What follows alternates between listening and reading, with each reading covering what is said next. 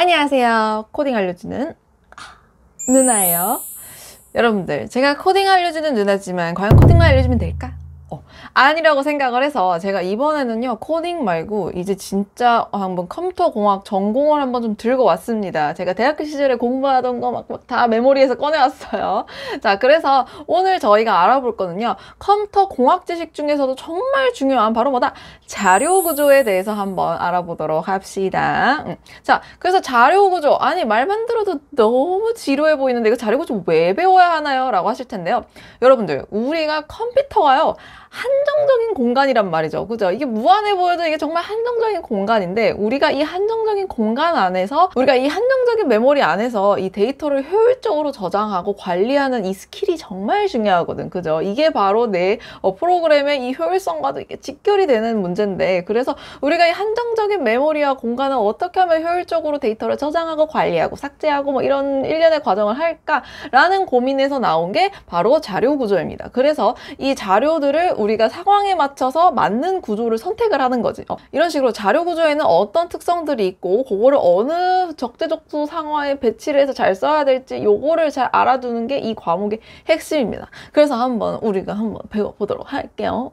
우리의 첫 번째 자료 구조는요, 스택이에요. 아마 여러분들이 많이 들어보셨을 수도 있어요. 정말 자료 구조의 대표 1바따로 나오는 컨셉이고요. 그래서 스택은요, 여러분들이 어떤 걸 생각하시면 되냐면요, 이런 드럼통을 생각하시면 됩니다. 그래서 여러분들이 드럼통 안에 뭔가를 막 넣었다가 뭐 하나하나씩 꺼낼 때 어때요? 내가 넣은 것들이 쫙 쌓이다가 앞에 있는 가장 마지막에 넣은 것부터 내가 꺼내게 되죠. 그죠? 그래서 내가 제일 첫 번째로 넣었던 게 제일 바닥에 깔려있는 그런 자료 구조를 스택이라고 합니다.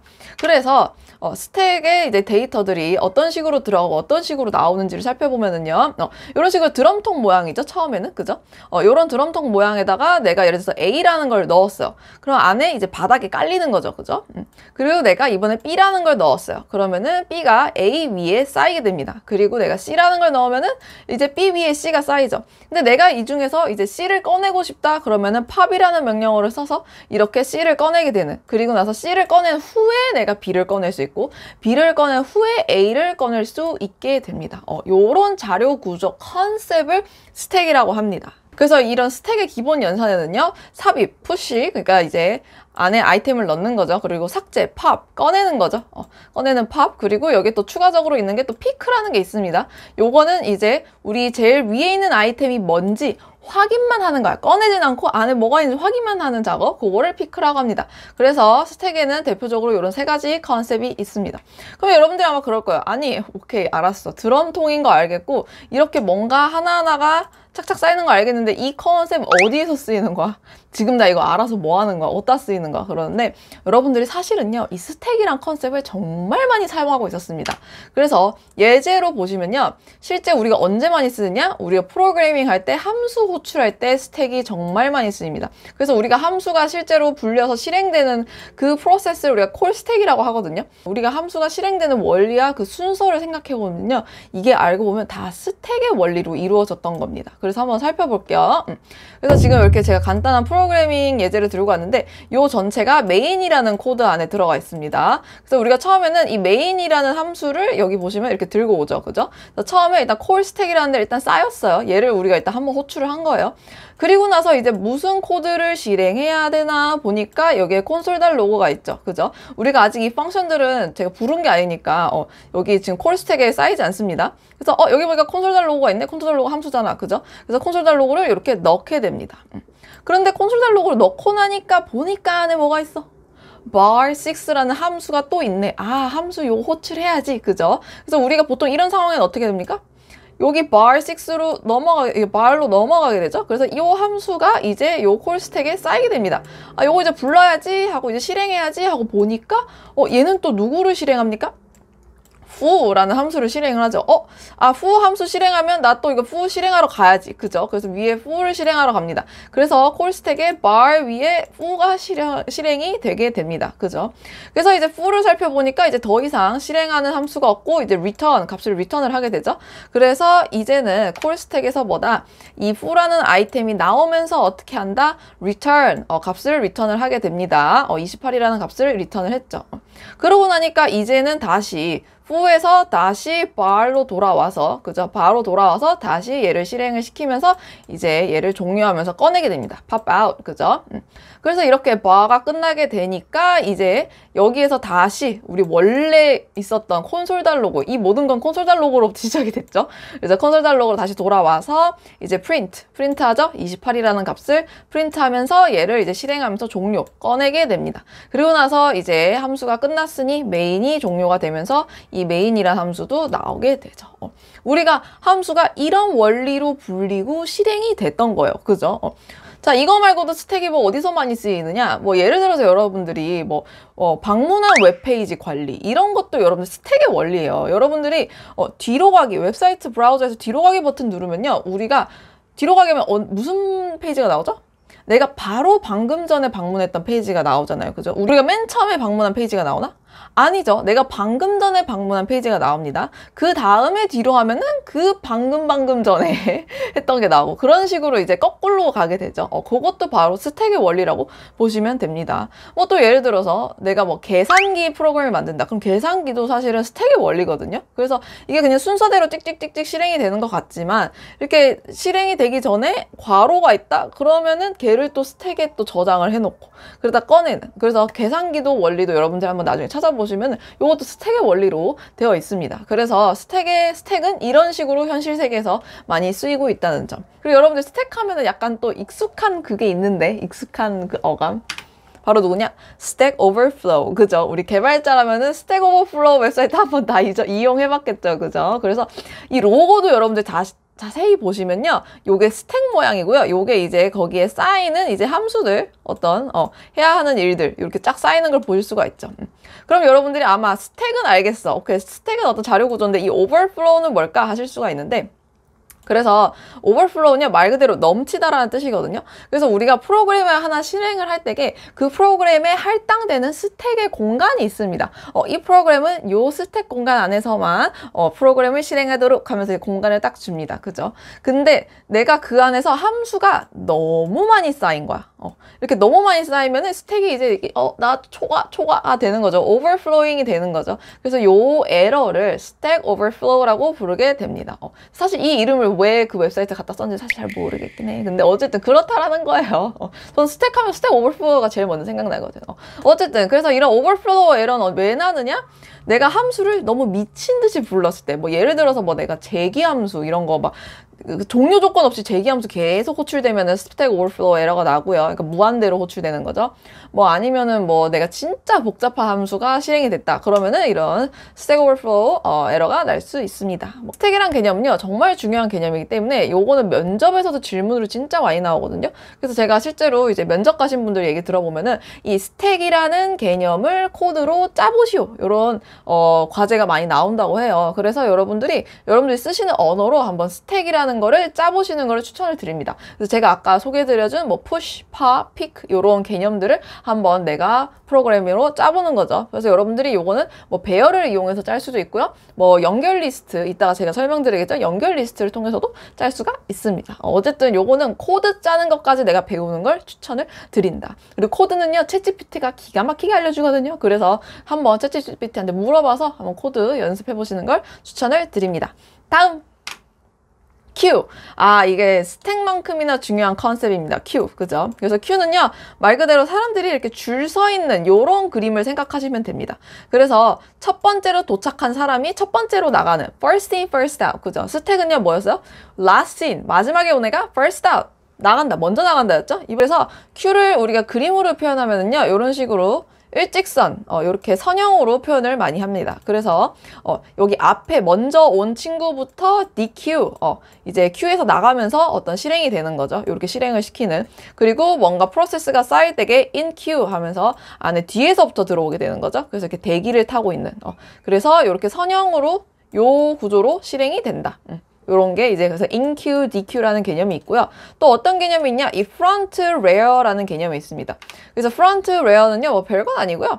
front는 이제 첫 번째 아이템이 뭔지, 그러니까 첫 번째 아이템이란 이제 막 곧 나갈 아이템을 말하는 거죠. 그리고 rear는요, 이제 마지막 아이템, 그러니까 가장 막 들어온 아이템이 뭐냐, 그거를 나타내거든요. 그래서 프론트 레어가 이제 만약에 아이템이 하나 추가됐다. 그럼 레어가 하나 증가하죠. 그래서 이제 방금 막 들어온 애를 이제 딱 나타내고, 그리고 또 레어가 쌓이게 됩니다. 그래서 방금 막 들어온 애, 이런 식으로 이렇게 레어가 아이템이 올 때마다 증가하게 됩니다. 그럼 만약에 내가 삭제, 여기에서 이제 어떤 프로세스가 실행이 돼서 이 데이터가 삭제가 된다 하면은 이 프론트가 앞으로 이동을 하면서 이제 얘를 실행을 해 나가겠죠. 그죠? 프론트가 또 앞으로 이동을 하면서 실행을 해 나가고, 그래서 마지막에 프론트랑 레어가 같이 만났다 하면 그 상태가 무슨 상태다? 바로 empty. 이제 큐에 프로세스가 하나도 없는 empty한 상태다라는 겁니다. 그래서 요게 바로 큐라는 자료 구조의 컨셉입니다. 그래서 그럼 Q는 도대체 우리가 언제 쓰나요? 이런 거는요. 막 이럴 수 있는데요. 바로 언제 쓰냐? 여러분들도 사실 이미 쓰고 있었어요. 우리 그 자바스크립트 엔진이 바로 Q를 가지고 있습니다. 그래서 여러분들이 자바스크립트 공부하시는 분은 아마 자바스크립트 동작 원리 막 이런 거 배웠을 거예요. 되게 재미없는 내용, 그죠? 근데 거기 보시면요. 자바스크립트가 뭐가 있냐면요. 이 스택이 있고요. 그리고 요걸 이제 실행을 할 때게 뭐가 필요하냐? Q라는 게 필요합니다. 그래서 이 스택은요, 이제 함수를 부르고요. 이 함수를 통해서 우리가 어떤 해야 되는 일들이 있을 거예요. 뭐 이렇게 뭐 API 호출이 될 수도 있고, 뭐 타임아웃이 될 수도 있고, 뭐 돔 이벤트 뭐 등등 해야 되는 일을 이제 웹브라우저에서 이제 실행을 해주면은 이제 거기에서 이제 완료된 애들이 알아서 이제 여기에 Q로 쌓이는. 그래서 여기서 순서대로 이벤트 온 순서대로 하나 둘씩 클릭 이벤트 했어? 알겠어. 내보내고 뭐 로드 이벤트 있어? 알겠어. 하고 내보내고 이렇게 순서대로 온 순서대로 삭삭삭삭 이제 해치우는 그런 callback queue, callback queue라고 부르거든요. 그 callback queue가 바로 queue 개념이다라는 겁니다. 그리고 또 뭐 queue가 어디서 쓰이냐면은 뭐 예를 들어서 우리 인터파크 뭐 이런데 티켓 판매하는 웹사이트 있잖아요. 그런 데서도 큐 개념을 쓰죠. 왜냐면은 첫 번째로 버튼 클릭한 사람이 가장 먼저 표를 가져가야 되잖아요. 그죠? 그렇기 때문에 이제 표 이거 클릭한 순서대로 내가 이 사람들을 처리를 해야 되니까 그런 것도 이제 큐 개념이죠. 사람들 이렇게 줄 세워놓는. 그래서 큐도 엄청 중요한 개념이기 때문에 이 큐도 내가 프로그래밍 랭귀지로 짜는 것까지 여러분들이 한번 연습을 해보시면 좋겠습니다. 그래서 요것도 내가 배열로도 만들 수 있고요. 그리고 연결 리스트로도 만들 수 있으니까요. 여러분들이 한번 두 가지로 큐라는 컨셉을 실제로 코드로 짜보는 거를 연습을 한번 해보시길 바랍니다. 이상!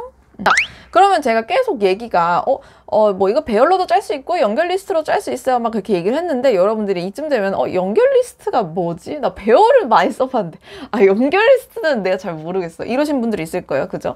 그래서 제가 연결 리스트를 또 알려드리려고 합니다. 그래서 연결 리스트는요 그림으로 그려보면 저는 이런 느낌이라고 생각을 해요. 그죠? 한 명 한 명이 손으로 연결되어 있는. 그래서 연결 리스트는요 사실 배열처럼 어떤 실제 데이터 타입입니다. 데이터 타입인데 그럼 배열과 비교했을 때 연결 리스트가 뭐가 다르냐? 배열 같은 경우에는요 특징이 뭐냐면 여러분들 배열 써보면서 배열의 특징 한번 생각 안 해봤죠? 그죠? 배열은 실제 메모리상에 어떤 식으로 저장이 되냐면요 이렇게 연속해서 메모리를 차지하게 됩니다. 그러니까 우리가 이제 막 인덱스 번호 매기잖아요. 0, 1, 2, 3 그죠? 실제로도 이 0, 1, 2, 3, 4, 5, 6 요 인덱스 번호처럼 이렇게 일자로 이렇게 연속적으로 이렇게 메모리 공간을 딱 차지하게 됩니다. 요게 바로 배열이에요. 근데 이렇게 되면 단점이 뭐냐면요. 뭐 예를 들어서 이렇게 배열이 하나가 있고 이 밑에 또 다른 배열이 있다고 칩시다. 여기서부터는 또 다른 배열이 있어. 근데 어떤 유저가 얘를 뭐 예를 들어서 갑자기 여기 아이템 100개를 추가하고 싶어 해. 그럴 수 있잖아요. 그죠? 100개를 추가하려고 하는데 나는 연속적으로 있어야 되는데 연속적으로 넣기에는 지금 공간이 딱 하나밖에 안 남았네? 그죠? 그리고 뒤에는 여긴 또 다른 메모리야. 그러면 배열 입장에서는 당황스러운 거지. 나 100개 지금 늘려야 되는데 밑에 공간이 없잖아. 어쩌라는 거야. 그죠? 그래서 그럴 때 이제 배열은 또다시 이 공간을 늘릴 수 있는 또 다른 공간을 찾아가는 거야. 찾아가서 이제 뭐 100개로 늘려가지고 거기에 다시 아이템을 다시 다 저장하고 복사해서 저장하고 막 이런 과정들이 생기거든요. 그래서 배열이 이게 삽입 삭제가 굉장히 이게 좋지 않아. 그래서 이렇게 메모리도 이렇게 하나 남은 거 막 이런 거 쓰기 너무 힘들어요. 이렇게 짜투리 메모리도 참 많이 남게 되죠. 그죠? 그래서 그런 측면에서 안 좋은데 이제 요거를 해결해주는 친구가 연결 리스트다 이거예요. 연결 리스트는요 이렇게 메모리 공간에서 연속해서 존재할 필요가 없어요. 그냥 각자 알아서 따로따로 공간 안에 알아서 개별해. 여기에 뭐 다른 아이템 있고 싶으면 있어도 돼요. 상관없어요. 이렇게 각자 있고 싶은 공간에 하나하나 있는데 단지 얘네들을 그럼 어떻게 이어주느냐 바로 이거예요. 여기에 각각의 아이템에 포인터 포인터라는 개념이 있습니다. 그래서 그 포인터로 나는 누구랑 연결되어 있어 라는 거를 정보를 저장해 주는 거야. 그러니까 너를 가리키고 있는 거야. 나는 너가 좋아 이러면 상대방은 나는 너야 이렇게 쭉쭉쭉쭉 이게 가리키는 거죠. 그죠? 그래서 따라가다 보면은 사실은 이게 하나의 배열처럼 하나의 리스트가 되는 그런 효과를 볼 수가 있습니다. 그래서 지금 여기 보시면은 이 데이터만 이렇게 있는 게 아니라 이렇게 어떤 공간이 또 하나 더 있어서 이게 포인터 개념이거든요. 그래서 이렇게 얘를 가르치는 거지. 4번 나는 3번을 가르칠 거야. 그럼 3번은 나는 2번을 가르칠 거야. 뭐 이런 식으로 가르치는 개념을 연결 리스트라고 합니다. 그래서 이 친구들은요 이렇게 연속된 공간에 존재할 필요가 없기 때문에 메모리 공간에 좀 더 효율이 있겠죠. 내가 뭔가 삽입 삭제하기가 훨씬 더 쉽겠죠. 그죠? 그래서 연결 리스트를 다시 한번 더 살펴보자면요. 연결 리스트는요 이렇게 노드라는 걸로 구성이 되어 있습니다. 노드는요 바로 뭐다?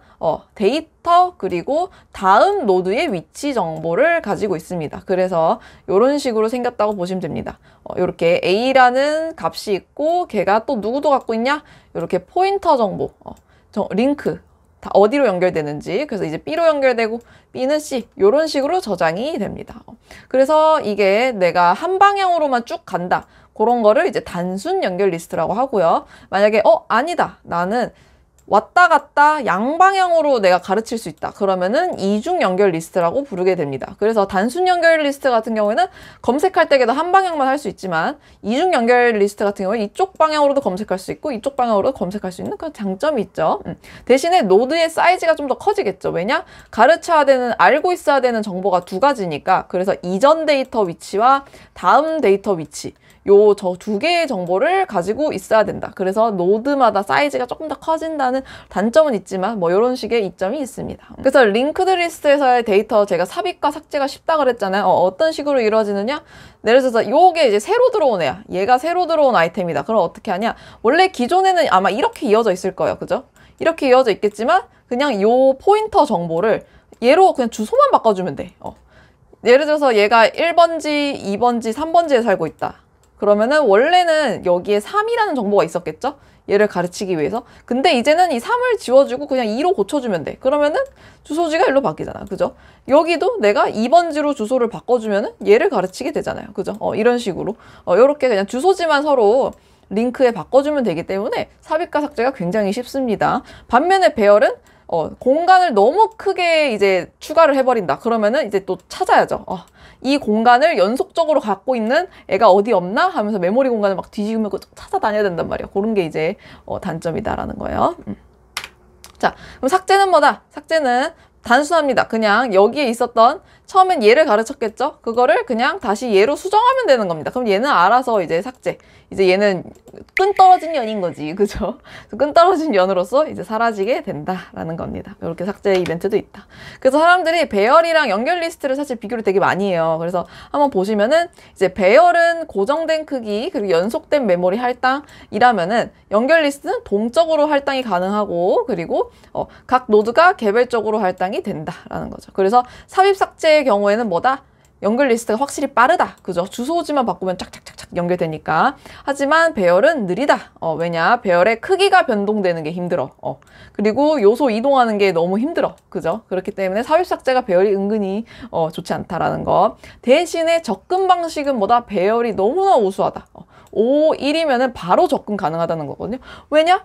배열은 인덱스가 있잖아요. 우리가 배열 A하고 여기 1 하면은 1번째 있는 값 바로 받아볼 수 있잖아요. 그죠? 그렇기 때문에 인덱스를 통해서 그냥 숫자로 나와 하면은 너 나와 하면 바로 나올 수 있기 때문에 접근 방식이 매우 좋다. 그러니까 탐색에 좋겠죠. 대신에 연결 리스트는 뭐가 안 좋냐? 이게 인덱스 이런 게 없거든. 그리고 이제 누군가를 찾으려면은 계속 물어봐야 되는 거야. 야, 첫 번째 아이템 너 누구 가르치고 있어? 나는 3번 찾고 있는데. 나 2번 가르치고 있어. 2번한테 가봐. 그럼 2번한테 가. 2번아, 나 3번 찾고 있는데 3번 어디 있어?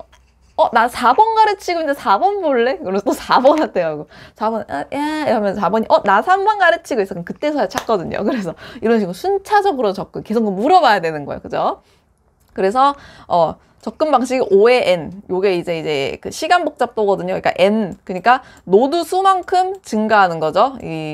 그 접근하는 시간이. 그래서 이게 연결 리스트가 길어지면 길어질수록 약간 찾는 거에 조금 그렇죠 부담이 느낄 수가 있다. 그리고 메모리 사용적으로 보면은요 배열이 낮아요. 왜냐 배열은 그냥 그 값만 하나 띵 저장하면 되잖아요. 그죠?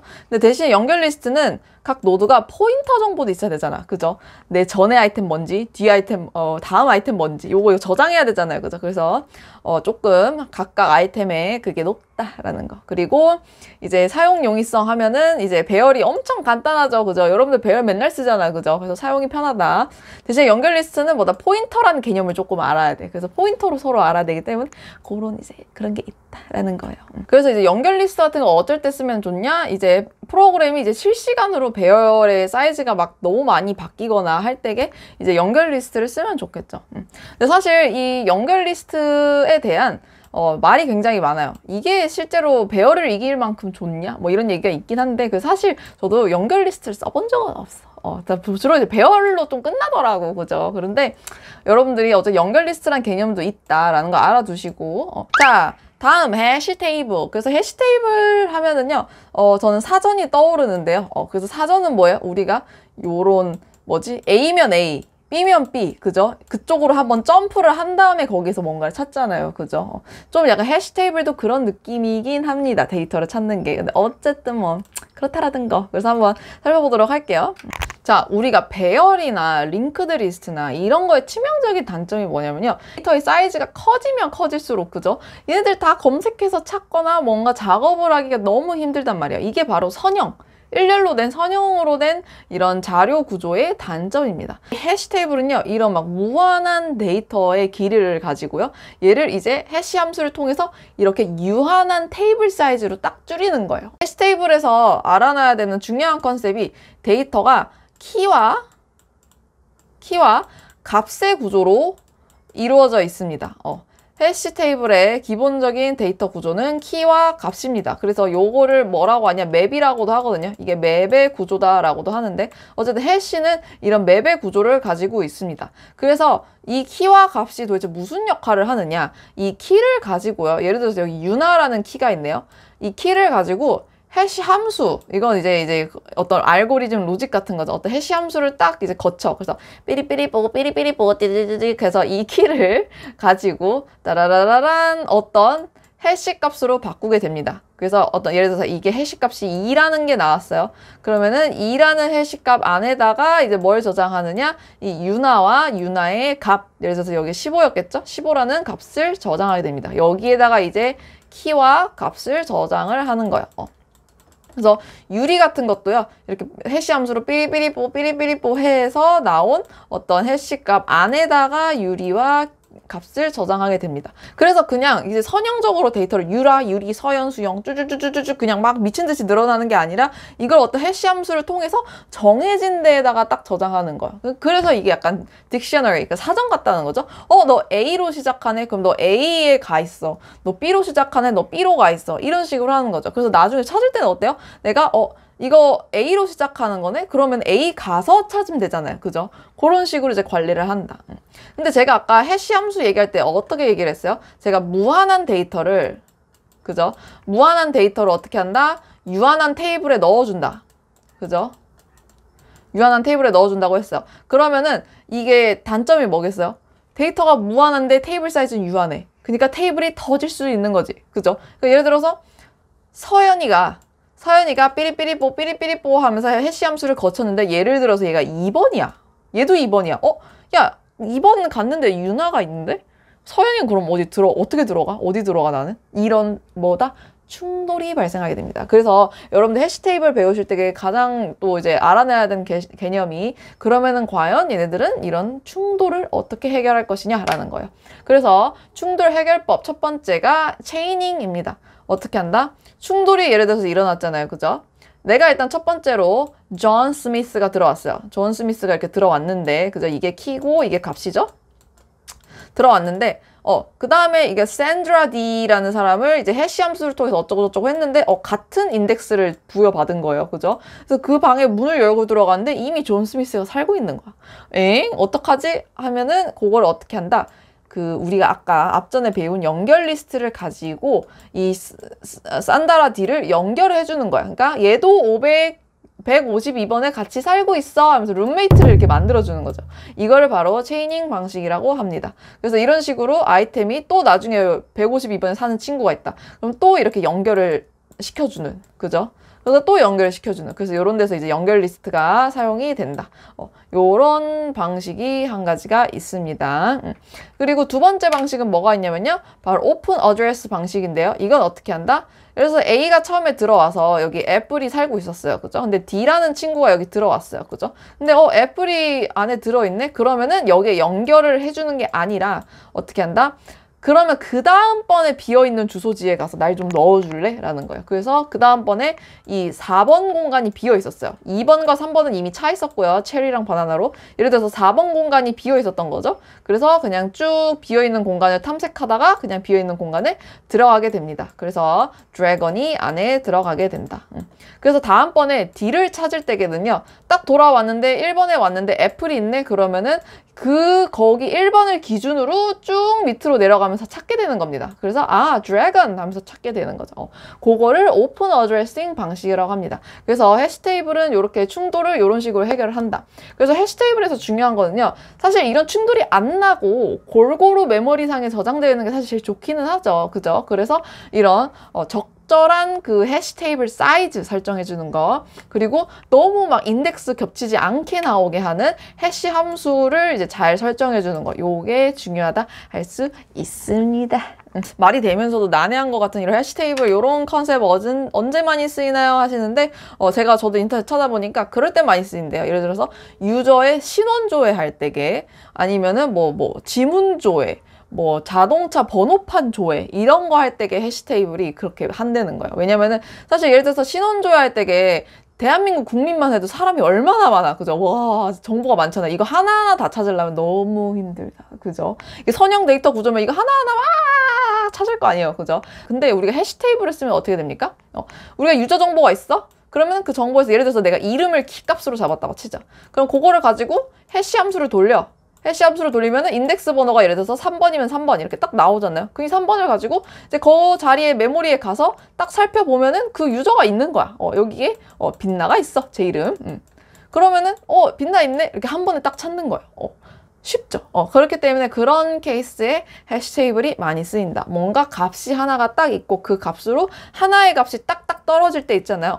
이 주민등록번호는 이 사람이고, 이 fingerprint, 이 지문은 이 사람이고, 이런 식으로 이렇게 착착착착 하나하나씩 매칭될 때, 그럴 때 이제 해시 테이블 쓰면은 좋다고 하네요. 그럼 여러분들이 딱 여기서 조금 똑똑하신 분들은 감을 잡을 수도 있어요. 그럼 해시 테이블로 데이터베이스 만들면 너무 좋은 거 아니에요? 우리 데이터베이스에 데이터가 짱 많은데 거기에서 우리가 데이터 검색할 때게 하나하나 다 찾을 게 아니라 이런 식으로 해시 테이블 있으면은 그 해시 테이블로 데이터를 다 인덱스화를 시켜 놓으면은 너무 쉽게 딱 그냥 찾을 수 있는 거 아니에요? 라고 할 수도 있는데요. 저도 찾아봤는데 안타깝게 데이터베이스는요. 해시 테이블을 인덱스화 시키는데 많이 쓰지 않습니다. 왜냐면은 해시 테이블의 단점은요. 이 하나의 값이 정확히 있어야 되고 그 정확한 값을 통해 값을 찾아내는 거잖아요. 그죠? 근데 우리가 데이터베이스 검색하다 보면 어때요? 우리 되게 범위로 검색을 많이 하잖아요. 예를 들어서 나는 2023년부터 24년까지 내가 어디다 돈 썼는지 좀 찾아줄래? 이런 기간 검색이라던가 나는 밥이 10,000원에서 20,000원 사이인 레스토랑을 찾아줄래? 이런 식으로 기간 검색을 많이 하잖아요. 이런 기간은 값이 하나로 딱 떨어지는 거가 아니기 때문에 이런 걸로 해시 검사하기는 좀 약간 비효율적이다 이거예요. 그러면은 2023년 1월 1일부터 시작해가지고 1월 2일, 1월 3일 이렇게 쭉쭉쭉 해시 테이블 이거 다 거쳐야 되냐. 그죠? 그래서 이거는 별로 효율적이지 않기 때문에 여기 우리가 실제 데이터베이스에서 값을 인덱스화 시킬 때에는 누구를 많이 쓰냐면요. B-tree라는 컨셉을 많이 쓴대요. 그래서 이건 트리 컨셉이거든요. 이것도 자료 구조 중에 하나입니다. 그래서 그렇다라는 거 여러분들이 혹시나 오해하실까봐 제가 그냥 사담, 여담 그런 걸로 말씀드리는 거예요. 자, 그러면은 저의 컨텐츠는 오늘은 여기까지였고요. 여러분들이 오늘 제 자료 구조가 마음에 드셨다면은 제가 한번 다음 주제는 트리 구조로 한번 찾아오도록 하겠습니다. 그럼 여러분들 다음에 봐요. 안녕.